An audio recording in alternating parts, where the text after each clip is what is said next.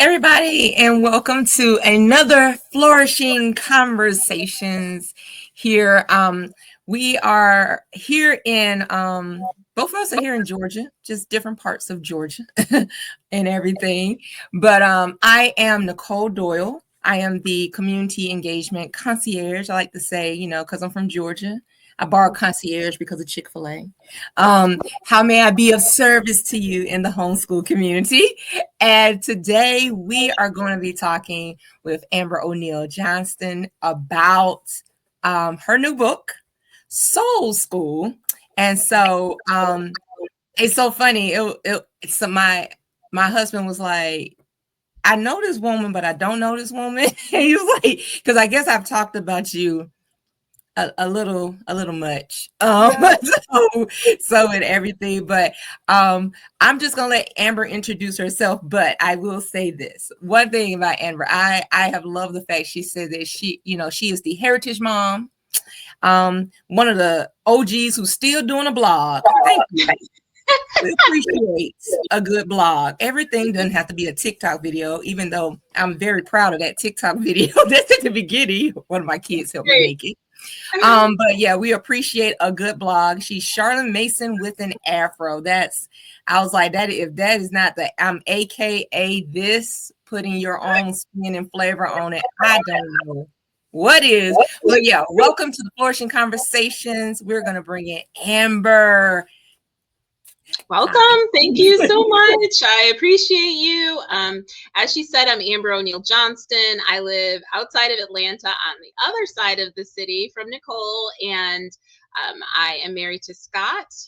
We're both from the Midwest, but we met here in Atlanta in Midtown at the High Museum of Art.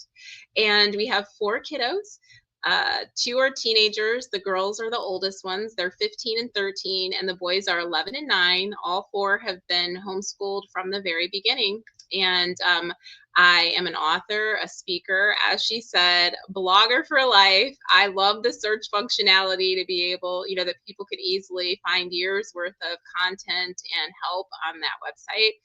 And I'm the author of my newest book, which is Soul School. And I also run a nonprofit to help support homeschoolers, particularly Black homeschoolers in our area. Oh yeah, we're so excited to have you here. It was like when we started the Flourish. Well, really, it was just we were like, okay, so we're going to get together and do a little conference workshop thing. I remember there were names that were being bounced around as people to reach out to. And so we were like, we're going to call her and see, because at the time it was just kind of like, how some people feel like they're in a separate sphere and you're looking over there. And then everyone's like, oh no, we know Amber. She, we go to the Cobb County thing. I was like, oh, okay. And just in that, and then also because I had your first book, be able to read through everything. We appreciate you being in the community and really just helping us in so many ways with a different conversation that I think is missing from homeschooling, definitely missing from Christian homeschooling, this conversation and everything. I too end up traveling to a lot of Christian homeschool conferences. And, I am from the homeschool perspective as a mom, just as children are looking for themselves in books, sometimes I'm looking for myself on the stage. So I appreciate you and what you bring to that space. So this is my first ever book interview, and it's really making me feel like a big girl, like a journalist. I love it. Because I was like, I had to read and I had to pay attention and I had to make notes, and I treated it just like any homeschool mama. It became a project. So I want to jump in first of all, and I want to go to the title. Okay. So let's talk about the title. And that's a simple question, but Soul School, can you give us a little bit about why you chose that title? Well, first of all, I wanted something where no one would have to guess what I was talking about. Part of my message has been, which, it's turned some people off, a few that are uncomfortable with it, but most people have welcomed it. I'm Heritage Mom, and the book is about Soul School. It's Black books by Black authors with pictures by Black illustrators. And I just wanted to be unashamed of that, and it's missing from the marketplace. So it's not like this is already being done a lot of places, and I wanted something that people could immediately understand. The idea, the play on the word soul, it has two meanings. One, the books that I discuss, like Black children's literature, is good for the soul. It's good for my children's souls, for me, as the mother, for teachers, for non-Black families. These books are just that good. But also those books are full of soul, and I thought, well, we have soul food and soul sisters and brothers, we used to say back in the day, and even Soul Train and soul music. And those things are synonymous with Black American culture. So why not soul school? Because that's how I consider my homeschool. It's a soul school. Yeah, I really thought that when I got this book, I thought it was going to be a another one of those curriculum books where people just list along listing, they may have time frames. So these are the books that you use when you're looking at, the Renaissance period, or this is the books you're doing for this particular period. What is that, Truth Quest? They kind of just give you a long list of books. But this was not that, in the sense of, I appreciated that it was in two parts. And so the two parts, you had part one of the book, which I think is 5 chapters? 5 chapters. And then the second part of the book, which is actually not just a book list, but it's more like an annotated bibliography. That's like the best way I could describe it, which was the bane of my existence in college. But I was like, oh, this is annotated bibliography. But the first part, you explain the direction that you decided to go. And so with those 5 chapters, you did something very interesting when you were defining Black for each one. So can you talk more about that? So at the beginning of each of those first 5 chapters, I just start, again, a lot of this book, this was a book, it's a service to the community. It's also cathartic for me, like the things that I never get to hear that I want to be able to say out loud to our children and to other adults. And so chapter 1 starts out, Black is beautiful. Like, yes. It's great to say that. It's okay to say that. It is beautiful. And so each chapter begins in a similar way with this just statement of truth and fact. Chapter 2, Black is nuanced. Okay, and so then I go into the topic for that chapter and why I say that and what's nuanced about it specifically so people can understand. So I won't read all of them, but each chapter, there's a chapter that says Black is creative, and one that says Black is resilient. And these are the kind of overarching ideas that I want children to walk away from when they're reading books. And I'm so happy that you said that this isn't like traditional curriculum. That's not what this book is. It really is saying, if you want your kids to know Black American culture, from toddlers all the way through teens, you can pop in at any time, take it all the way through.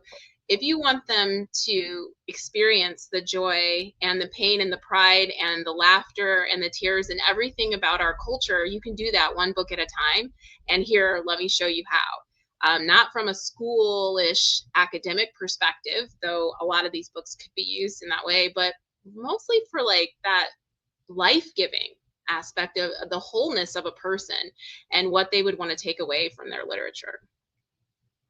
I think a lot of times when we think about Black, we know the 1970, 60 phrase, Black is beautiful. But then when you broke it down, you went through, it is the music, it's the performing arts, it's hair, skin, the Black church. Now that was because it is different. People don't realize that you go to another church. I literally, kid you not, I went to a Beta Club competition where they had performing arts, and all these children were doing different things. They were doing jazz, lyrical, and everything. And there was one Black girl who got up and did traditional church praise dance, the over dramatic, the big gestures and everything. And people in the audience were like, what is she doing? And I was like, this baby is doing traditional EMC Black church praise dancing at the Beta Club conference in Savannah and everything. And it just warmed my heart because I'm watching her just bring something very unique to the stage. So when you talked about Black is Beautiful, and you just kind of like went down through the things, even down to communication, language, and those type of things. I appreciated the more the description in each section, because then it actually made me think, because as a parent, that part about Black is Beautiful, I do always say this, that homeschooling will make you put a mirror to how you feel about yourself. Yes. Oh, yes. So, yeah. So I felt like when you kind of went through, it kind of made me examine, what do I feel about myself? Yeah. And it's hard in the homeschool world. One of the things I struggled with that was kind of the genesis of Heritage Mom was this idea that the best resources were never Black.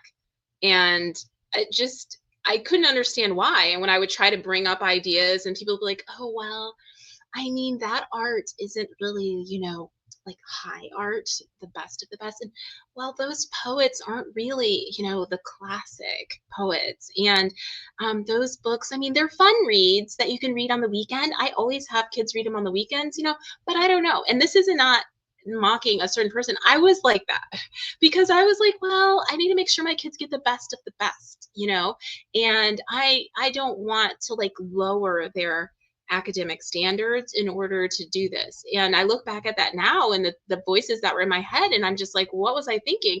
And so this is a reframing of that.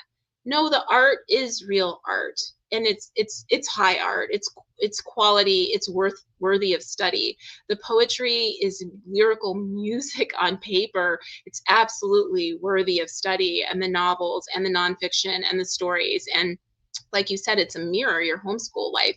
And until I truly accepted that inside of me and embraced it, there was no way for me to communicate that to my children. So Soul School is a fun but serious look at Black children's literature as to be something worthy of study and contemplation, and not just an extra to stick on to the side of the real things. It's interesting when you were talking about the new in chapter 2, because you're saying it's not something extra, but I love, like in chapter 2, we talked about nuance, because I didn't think about the nuance or relationship. But something that kind of came up to me when I was looking at this is that the nuance in relationship, we say you had extended kinship.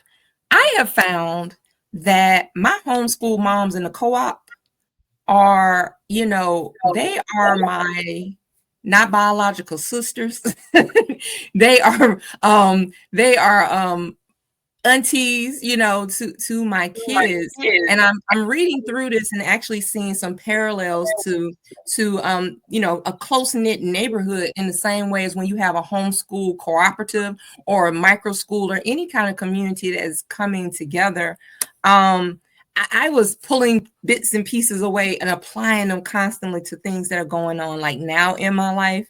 So I enjoyed the first part. So I'm gonna try to move along because we're only in chapter 2, and I was like, really. So I have experienced the same thing in my tight knit homeschooling community, and I saw that example come to life when my oldest daughter and I were beefing, and it's embarrassing we were talking about, but it was about clothing, like what I wanted her to wear and what she wanted to wear to a particular event. So we came into the event hot with each other. And as soon as she walked in the room, she walked right over to one of the other moms in the group and started telling her everything. Like, she was basically telling on me, but it was so beautiful to me because she felt like I wasn't listening and that I couldn't hear her. And so she went to the first safe adult that she could find, that wasn't me, to plead her case and ask for help. And my friend came over to mediate. And at first I was like, oh, no, she didn't. But, she's like, hey, I just want you to hear her out. And she mediated the conversation, and we walked away with the understanding. And I thought to myself, first of all, this girl went and told on me. But then I thought, how beautiful is it to have community and have aunties that are friends, that she feels like when she isn't being heard by her mom, that she has other women to go to and to turn to with her feelings and thoughts. So I agree. Yeah, and it's even more beautiful on the end because like I like to say to you, welcome to the high school community. So homeschooling these middle school babies before it's about to, you said you have a ninth grader. Yeah, it's getting different. So with that getting different, Yes. yeah, so it's good to have people in your life to be able to have, so the children can have someone to talk to, because it's so interesting. Even with my own son, he's 23 and he's a college senior, and actually one of the homeschool moms, he is at Kennesaw State. He's his college, he's his student assistant. Oh, wow. And so, yeah, I know, full circle moment. And so to have someone, a wonderful Christian man that he can, talk about some things and be a soundboard with, and it's come this far, like, it is a wonderful place to be in. And you feel really held by your community because they get your basic values, even though we may not agree on that skirt, they get my basic values with her. Yeah. It was true. It was so true. I love chapter 3 where you also talk more about the resilience of our community, and you really broke it down into ways that I didn't really think about. And you went all the way from African kingdoms to, Black Panther, Black Lives Matter movement this far. And when I was reading through this, I also thought about the fact that sometimes when we are tackling these types of places, emotions come up when parents are teaching them, where the first word they think about is not resilience. And so can you speak more about some of the things that we're going through that you were thinking about when you were really like laying it out? Because you gave there's several sections that are really good in here. Yeah. So I'm kind of letting parents know, or adults know, these are the things that I'm looking for in young people's literature when it comes to history. Soul School is not just a history book. It's about Black American culture. So it's got funny stuff in it. It's got mysteries and fantasy and Afrofuturism and historical fiction and nonfiction, but it also has this history. And I'm not looking for just civil rights and enslavement, though I am including those. I'm looking to see what Black people are doing during the entire existence. So starting in Africa and moving forward through all the major swaths of history in American history. So that, yes, that includes enslavement and the Civil War, but also Reconstruction, those years after the Civil War, and what was happening during the Great Depression and during the World Wars and the Harlem Renaissance. I mean, it's like a couple paragraphs in a lot of books that homeschoolers are using. And I'm here to say that's a couple years worth of study, minimal. And moving forward from there and like, what is it that we want our kids to take out of those time periods that Black people were here and we were doing things, we were having experiences? And the reason why I like the word resilient, a lot of times when we talk about Black history, I've heard so many people say, well, I don't really do that with my kids that much because it's sad or it's traumatic or it's depressing. And there are some hard parts. But when you only tell a little part of the story, if you just tell the hardest, most traumatic parts and then walk away and go eat lunch, sure, that's not going to hit well. But if you explain the entire journey, what your kids will take away from it is this idea of, you can do this and you can do that, but at the end of the day, there are some things you can't take from a person in terms of their humanity. And even when you're able to take them all the way to the brink, their next generation comes up and shows out, and the generation after that comes up and shows out. So it's kind of that idea, like, we are our ancestors' greatest dreams, that saying that we've heard. I wanted that to come across in here. So some people might see it as tragedy. I see it as examples, repeated examples over hundreds of years of resilience. And I think when you think of it that way, you think of it differently. It feels like something you have no choice but to share as a source of power and strength, not a source of shame or sadness.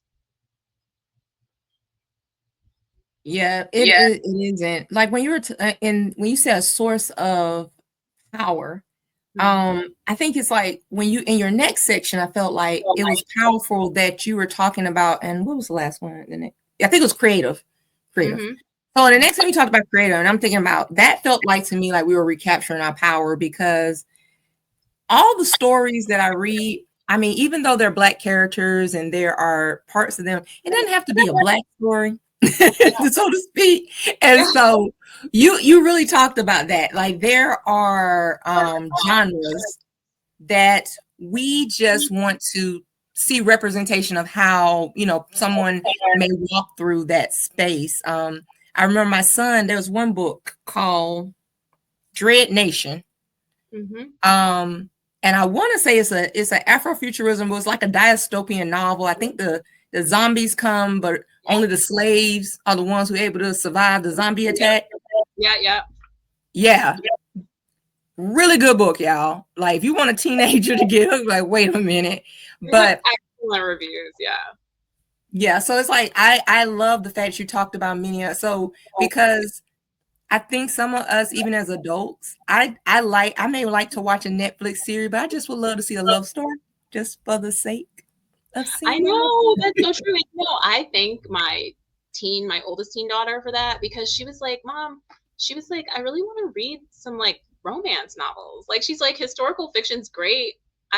We've read a lot of it. She's like, but I want to read about some teens right now today, that like meet up at Target on the weekends and go to the movies and the conflicts that they have. And, at first that was a little scary for me, because there are contemporary books have contemporary issues in them.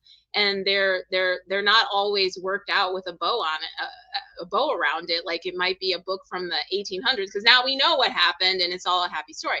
So I was like, I don't know. Let me see. And I started digging in. I was like, that is a good book, girl. Like, I love the examples of these teens who were kind to one another and were caring and we're getting to know each other through shared experiences and everything like that. So yeah, the idea that romance is a part of our story, and mystery and fantasy, and to your point, it's like, if it's a little kid's book and it's about a little boy and his puppy and he goes fishing with his grandpa, it doesn't have to be about like this Afrocentric Black boy and his African natured dog went fishing with the Black dad who has a long, ancestral history. I mean, that's fine, but it's like, can the boy just and his dog just go fish with the grandpa?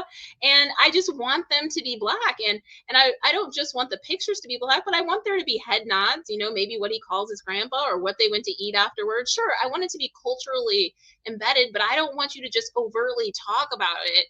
And it's the same way I feel sometimes about, my Christian resources. A lot of times when I'm looking for things for my kids, if it's like math, I don't need it to say like, well, there were 3 barrels of wine from the wedding, and then Jesus added 6 more barrels of wine from the wedding to make 9 barrels. It's like, dude, like, it's okay. It doesn't have to be that overt, but I just want to know it's more the spirit of it, not the specificity of the wording. And so I think there's a time and place for everything with literature, and it's okay to have overt teaching in some books, but also sometimes kids just want to fall in love with the story.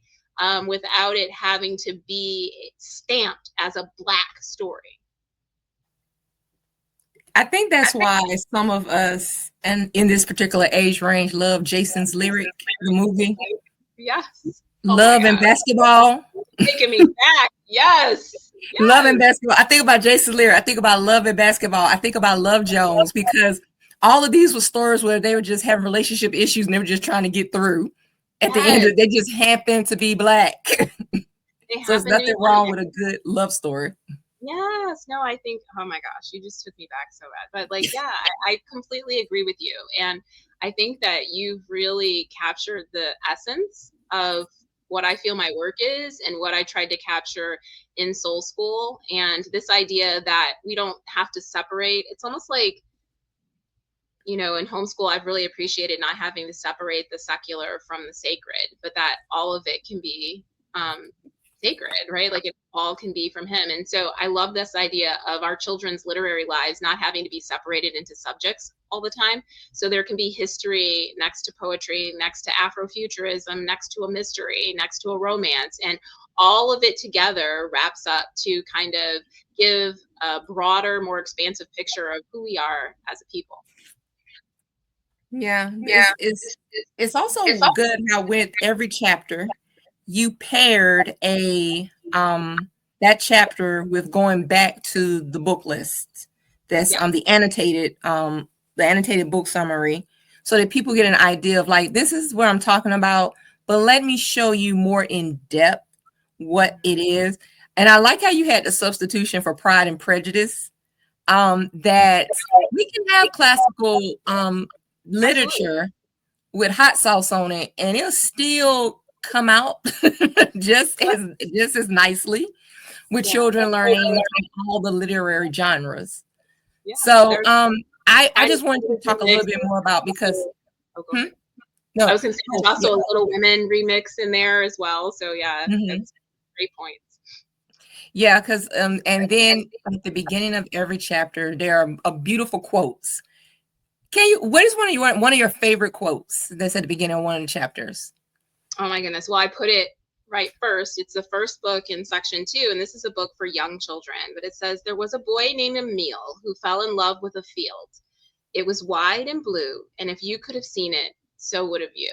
And the reason I opened with that is because our relationship with the land and with God's creation, with the natural world, that was an important part for me to bring through a lot of the books, because there's this assumption that Black people don't like being outside, and that's not true.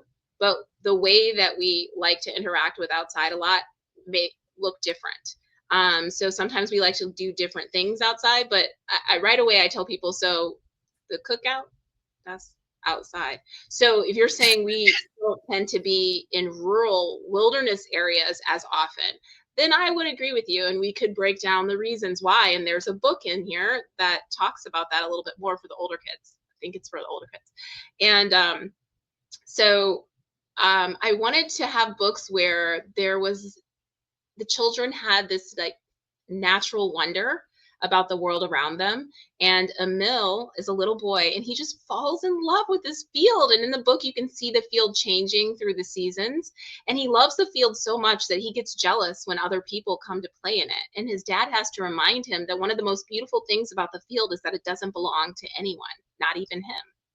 And so that's one of my favorite quotes, and an example of a really sweet story. And people could argue, to our last point, well, what's Black about that? Well, what's Black about it is Emil.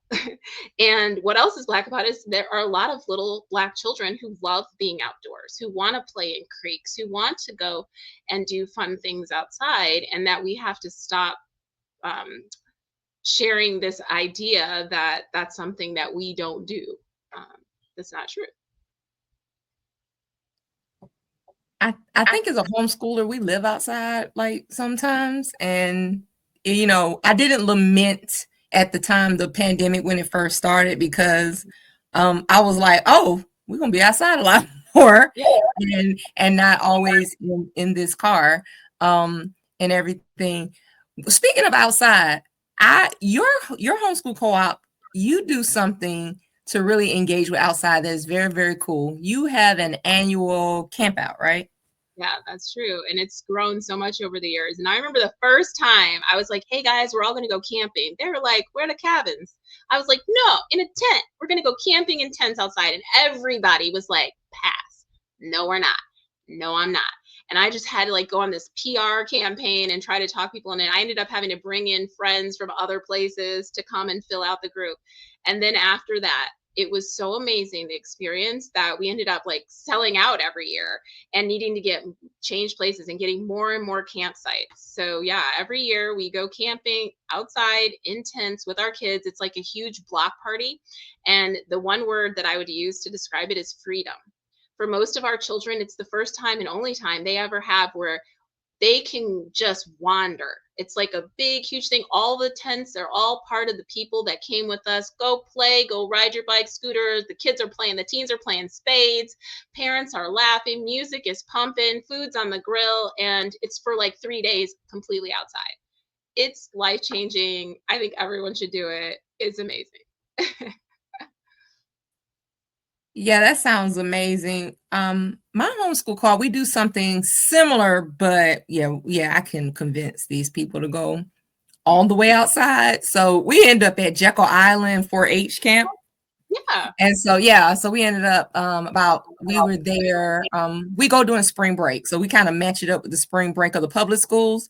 Yep. because we know that public school teachers are not going to use their spring break, take kids down there. So you can have well, maybe I shouldn't tell the secret. That's how you have the place to yourself. That's how you have the place to yourself. My secrets, best time to go to the Georgia Aquarium field trip is the Monday after Thanksgiving, because no schools are going to take a field trip that day. We had the entire aquarium to ourselves. So they're a little happy. All right. So Monday after Thanksgiving. I'm pretty sure the first day of school probably was a good one too. You're like, oh, this is the first day of school over here. Yep, we're gonna go ahead and do that. But Amber, I have one of the other things that I have like really enjoyed in my homeschooling space is the ability to always go, oh, I've learned something new. And so I have to truly say, with this book, I have really learned a lot of things that's new. And I feel a little bad, you know, half mine are grown. No, we passed half of mine are grown. 3/4 of mine are adults. I have 2 in college, Kennesaw Morehouse, one who is a high school senior. So I feel like I'm at a and then I have a middle schooler and everything, but it's like I'm looking at this going, oh, wow, we could have approached it like that. And we could have approached it like this. But I'm pretty sure some of the other moms are looking at this who are newer to this and they're going, oh, this looks like a lot. What would you say to those moms as to how they can take this literature and treat it like lovely pieces of cake? Yeah. Oh, that's such a good analogy. So I would say that you should look at this as not something that you have to do, but something that you get to do. And only you can decide where it fits in your life. Some recommendations, it can be first thing in the morning. You know, my family, we're eating breakfast, we do Bible, sing a hymn, I do a read aloud. It's always been like that since the beginning. So you can do it there. You can slip it in as a bedtime reading, you know, and that's a way of bonding with kids. You can have a family book club where you guys read it separately. You can do pages and popcorn where you guys read the book and then watch the movie afterwards. So there's so many different things you can do as a family or individually. You can assign these books or you can just let the kids flip through and choose them. But I think it's really important that you don't feel like, oh my gosh, I have to do this, but rather, wow, look what I get to do with my kids. And I think just that attitude shift will help relieve any of the anxiety or stress, because it's really just reading great books. Like I'm reading before you and laying a path of saying, y'all want to read some good Black books? Here's where it's at, you know? And so, yeah, it's a joyful experience.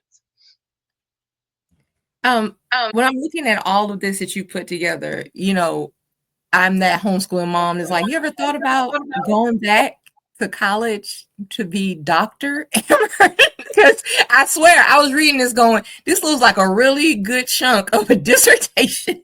Oh my goodness. Yeah, no. I've thought about that so many times. Maybe when my kids, you know, I had my spread is a little wider. So I still have that fresh, just turned 9-year-old who's like, Mom, I want pancakes, you know? So it's hard to expand my mind beyond what I'm doing today. But yeah, maybe someday. I am very passionate about it. I did want to mention too that the book comes out next week on the 28th of January. Anybody who pre-orders by January 27th and fills out the form on my website that you shared, they will receive Crafted. And that is a Black History Month guide. It takes you through 4 weeks of things to watch, read, do, make, create, listen to. You can choose among those things or do all of them if you want, for younger children, older children, and adults. And I created it from scratch. It's completely free to those who pre-order by the 27th. And Crafted is based on this year's Black History theme for our nation, which is African Americans and labor. So I've done all the labor for you ahead of time so that you can spend the month of February or beyond studying that aspect of our history. And that's cool. Super cool. So we do have her book. Like I said, it's for pre-order right now, and you can get it at a variety of places. Yes, go ahead, girl, model the book. Let's model the book. So you can get it at a variety of places, of course. And you go to her website, heritagemom.com/soul school to be able to get it. I thought it was really cute. Also, when you go to her website, you will see these bookmarks that are, I love these bookmarks and everything. You gave me a new aspiration. I want a bookmark in my silhouette too. So, Do it, girl. yeah, I was like, I kind of want a bookmark in my silhouette. I kind of like it, but I have your old book. I have your other bookmark in my book. I have this one. From a Place to Belong. A Place to Belong. And it's a very nice bookmark. It has a tassel, yeah. So, yeah, last year when we had the homeschooling conference, Amber was so gracious to help us be able to provide to attendees her book and these wonderful bookmarks. And she gave an amazing talk. It's so interesting. Some of the people from the church who are working the AV department didn't know anything about homeschooling, and they watched your that keynote, and they were just sitting there like, oh my God, I did. And then they were so struck also by the imagery of the wall of dolls and everything. You know, people who work in AV, they appreciate that type of presentation, and they just thought it was really, really cool. Wow. Thank you so much. Thank you for sharing that. I enjoyed it so much. That was one thing you said in the beginning, like you were so happy to know that I was, willing to come speak at Flourish, but girl, those are all the wrong descriptors. I was so blessed by that experience. It felt like coming home. It felt like I could let my hair down and shake out the fro and just, be me and just share from my heart without measured words. And it felt like I was speaking to family, and I've never had that experience. As much as I've spoken across the nation and really the world, I've never had that experience. So I think it was the most beautiful exchange. I was so happy to be there, and I got so much from it. And I cannot wait until I am there again. I've been thinking about it all year. My kids are begging me to come because, hello, Jamie Grace. They've grown up on her music. So I hope to see a lot of people there. And so this year we have Amber on a keynote panel, and with this panel, we're really going to dive into and have a great conversation. So this panel we're having is about cultural restoration, the integration of heritage and healing in the homeschool journey. And let me remove that banner of the bottom. And so we will have Dr. Cheryl Smith, Amber O'Neal Johnston, Anita Gibson, myself will be moderating. But the wonderful thing about this conversation is that we have it at 3 stages. We have it from academia's point of view. We're having it in what she's seeing in research with Dr. Cheryl at University of Georgia. We have it from Anita's point of view because Anita's babies are in their 30s and she homeschooled them. And then we have it from your point of view of being in this space where the resources are so much more readily available, because Anita talked about the work she had to do back then to get what she needed for her children. And so we are just grateful to have all 3 of you to be there at the conference and really get into this more, because I am very interested in, and I felt like this for myself. I feel like I've had healing because I've had to pull away from the world, concentrate on my children, because I have often said sometimes I feel like I have had moments where I am mothering children through a phase where I was not necessarily mothered in that way. And so I'm having to be like, girl, you're a miss. That's real. That's real though. And I'm glad you're saying that, because that's the truth, right? And I think it's so important for other moms who are watching us to know, like, I think sometimes you can look at other people and be like, oh my gosh, they have it all together. They know everything about homeschooling. Their homeschools are perfect. They have it down pat or whatever. And it's so important to like constantly let people know that, no, we're still in it with you, learning alongside our children, just like you are. We're never done. Yeah, and in that space, I recognize, because one thing I do love is a good survey. So I always tell everybody who attends the conference, when I give you a survey, answer the survey. The survey will show up on the stage. It's not an accident that we do certain things, because we actually had moms who talked about that space. And this goes to that part you were talking about, I guess, in chapter 2 in nuance, that they felt like they didn't have certain relationships that they needed for their mental health in that way. And so we do have Natalie Mack from HSLDA. Well, she's going to be with National Homeschool Advocacy, other organization. And she'll be talking about homeschooling as far as like parents and their mental health. But I wanted to dive more into in this space when we're having this conversation on the stage about what are some of the places that we are seeing with our newer moms are needing encouragement to be in community. We are a social media, cell phone place group. And so I'm watching even adults have some issues with being able to communicate and be community in that way, because things are just different. It's just different. And so I appreciate everything that was in this book, because I sat down and I think people in this household are like, can we stop talking about the book?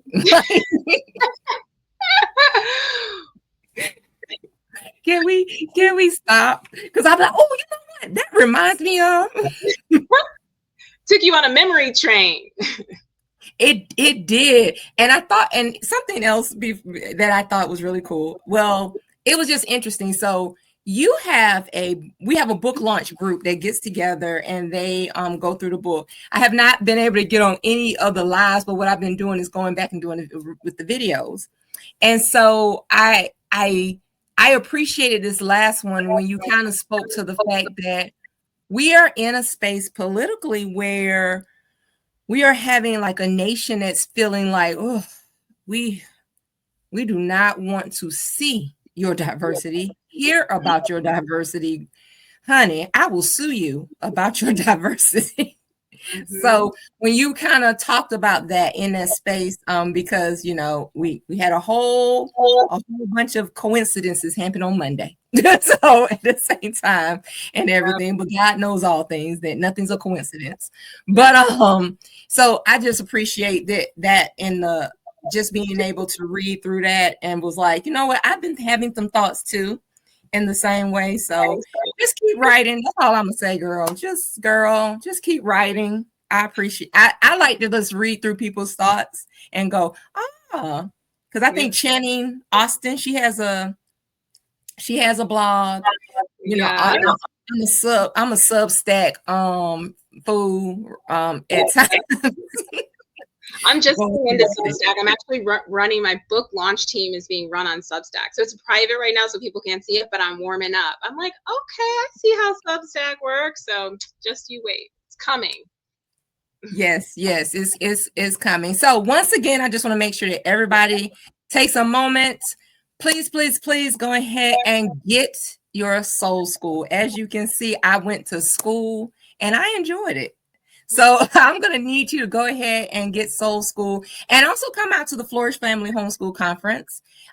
We will have Miss Amber O'Neal Johnston will be there, and we are excited to have her in the space. You heard what she said. She said it felt like coming home. Somebody once said they feel like Flourish is a cross between a church revival, HBCU reunion, and the cookout. And I was like, all in an educational conference. I was like, hey, I kind of like that. I need to figure out how to put that into marketing. But how we gonna market it?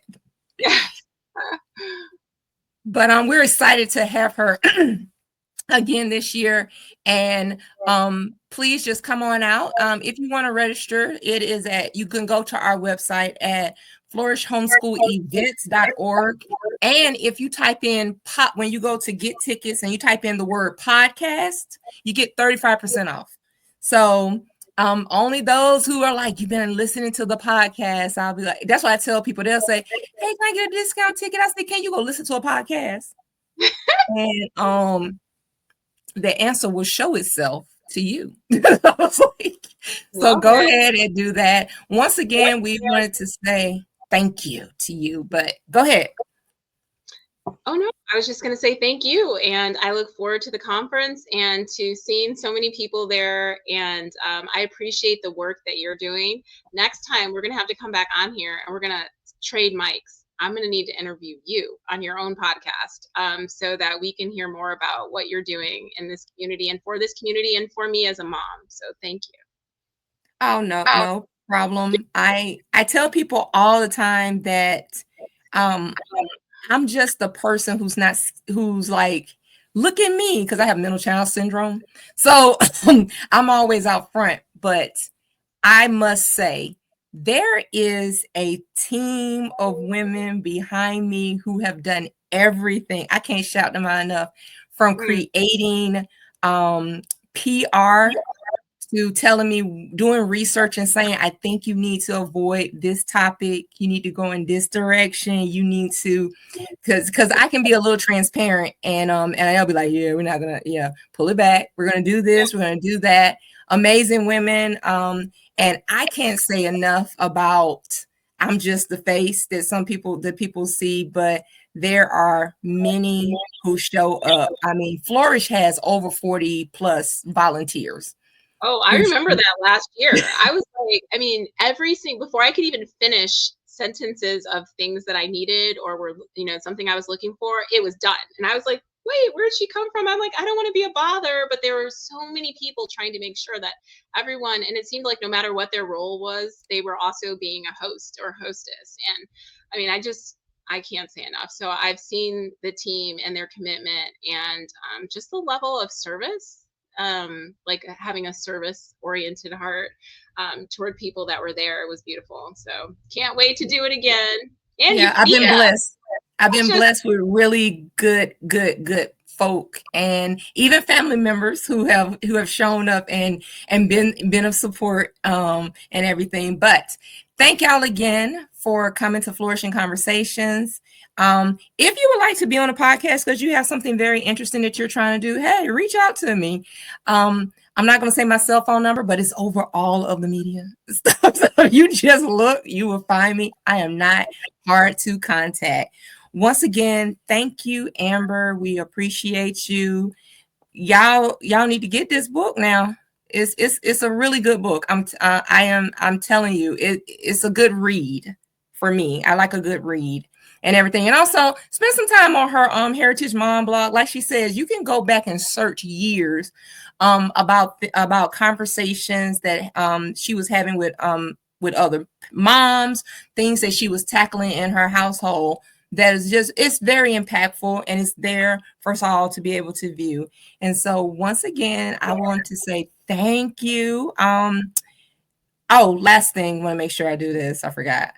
We have, and this is going to be, we're coming up on the last of this, but we have a computer giveaway at Flourish. So last year at Flourish, we were able to give away 109 laptops. And so this year we have access to 150 to 200 laptops. And this is not just for homeschoolers. I am passionate about that technology equity is an issue, and that if you don't have what you need, that you will not be able to be successful. Because I'm also a robotics coach. I love First Lego League. And so many times kids come in with cell phones or maybe tablets that are not adequate. And this is the perfect time for homeschoolers, public school, charter school, whoever, to get your laptops. Now, you register for this, no purchase necessary. You do not have to come to the conference, because the laptop giveaway will be at the end of the conference. Please do not show up at the conference if you have not registered for these laptops.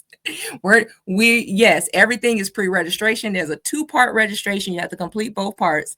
But I do want to make sure that, because we are closing this application out tomorrow and counting up where we are to make sure everything is in order for next week. So if you need a laptop, now's the time, and to share it with your other family members. So I'm going to put this up. It is compudot.org/computer giveaway. And to pick it up at our site, please click down under distribution. It will say Flourish Homeschool Events. And this is for all students K through 12.